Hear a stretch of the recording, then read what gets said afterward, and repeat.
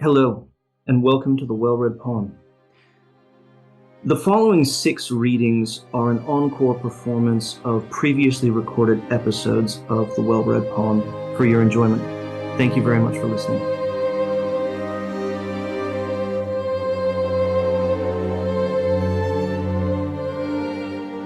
Reading is interpretation. A poem well read is a poem well understood. In this podcast, brought to you by the Literary Life Podcast, poet Thomas Banks will help you increase your love and understanding of poetry. Each short season of weekly episodes will be connected by a particular theme or focus, and in addition to modeling good reading, Mr. Banks will introduce the poet and provide some light explication and analysis, with an emphasis on both form and meaning. Poetry is not a silent endeavor. It's meant to be heard, and more importantly, it's meant to be recited out loud. Join us now as poet Thomas Banks presents the Well-Read Poem.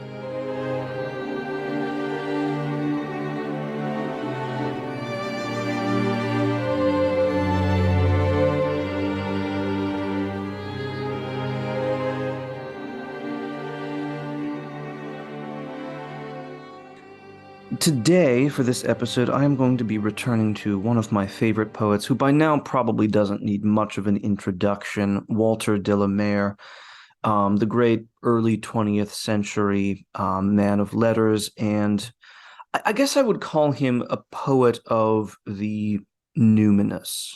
By this, I mean that de la Mare excelled at presenting situations in his poetry, most of which takes the form of relatively short lyrics, where he describes some encounter with the unseen, with some kind of spirit or ghost, usually not a malevolent one, but not necessarily a safe one either.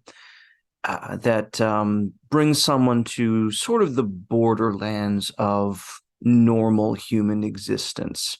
And his most famous poem, The Listeners, does this beautifully. And the one I'm going to read to you, Mistletoe, which is kind of a sweet poem, but also has a kind of a ghostly presence in it, I think, accomplishes much the same thing. So this is... I should say, I don't think this is meant to be a cutesy, endearing poem.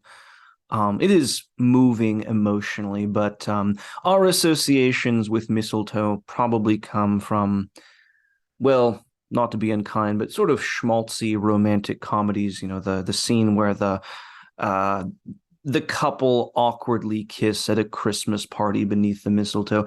And believe it or not, that tradition goes back rather a long way. Mistletoe is, if you don't know your plants, that is a parasitic shrub which grows on certain trees. Kind of odd. A parasitic shrub having associations with romance and young love and all that kind of thing.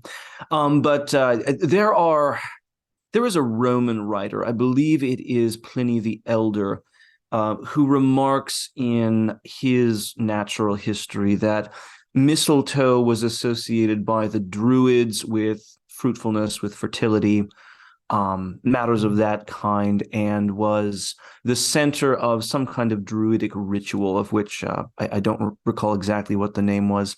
And you see mistletoe given the same kind of symbolic significance and associations in the Christian Middle Ages, up through the Victorian era and into the modern times.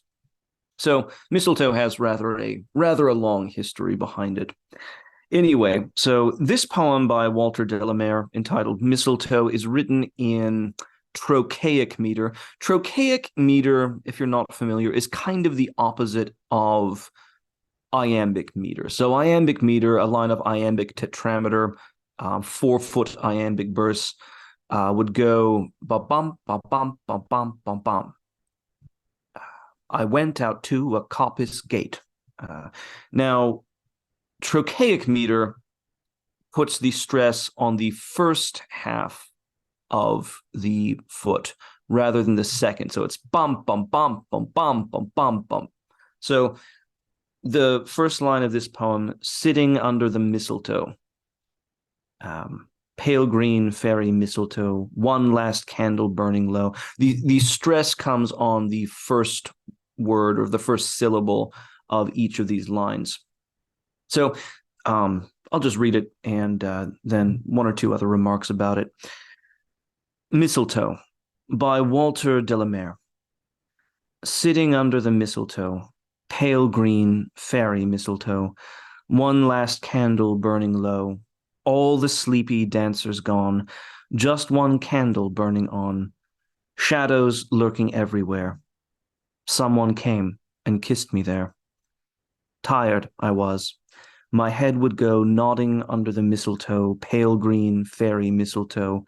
No footsteps came, no voice, but only just as I sat there, sleepy, lonely, stooped in the still and the shadowy air, lips unseen, and kissed me there. Now, I don't know if the author de la Mare here had other poems in mind which might have inspired him, but this poem does actually bring to my mind anyway Jenny Kissed Me, which is a famous poem by Leigh Hunt, who is one of the minor romantic authors. He was a friend of John Keats and a professional associate of Lord Byron. Jenny kissed me when we met, jumping from the chair she sat in. Time, you thief, who loved to get, so on and so forth. So this poem, a surprise, perhaps a pleasant surprise of being kissed by someone you don't expect to kiss you. But in this case, the kisser is unidentified. And is this even a human presence here who has come into this, who has come to upset the reverie of the poem's narrator? We don't know. But as with many things de la Mare does, there's a kind of combination of lyric quietude, a almost childlike simplicity, and a sense of the numinous, a sense of a spiritual world to which we do not belong, which doesn't belong in our world, but sometimes penetrates it and makes mischievous and perhaps startling incursions into it from time to time. So anyway, this poem, I think, is one probably not as well known as it should be. And if you haven't read de la Mare before, I hope this is a good introduction to him. I actually did a full season, I think it must be a couple years ago now, of de la Mare's poems. And if you want a brief introduction to him, you can find more of him there in the back catalog of the well-read poem. But for now, let me just read this one to you one more time. Mistletoe by Walter de la Mare. Sitting under the mistletoe, pale green fairy mistletoe, one last candle burning low, all the sleepy dancers gone, just one candle burning on, shadows lurking everywhere. Someone came and kissed me there. Tired I was. My head would go nodding under the mistletoe, pale green fairy mistletoe.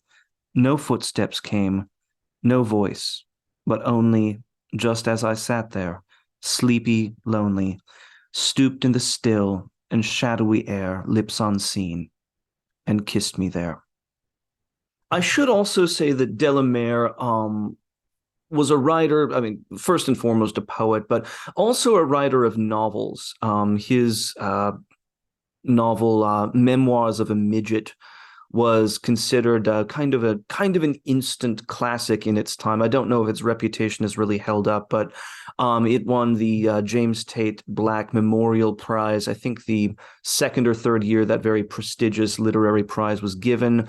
He also wrote another book, which I myself have read, a short novel called Henry Brockton, which features a main character who finds himself magically transported into some of his favorite books. I won't make the claim that it's a great novel, but it is a interesting and very subtle sort of fantasy fiction. If it's not the kind of fantasy fiction that involves goblins and battles and wizards and all that kind of thing. But if fantasy is your thing, you might find time for it. Anyway, once again, this has been the Well-Read Poem. I will see you next week, and thank you very much.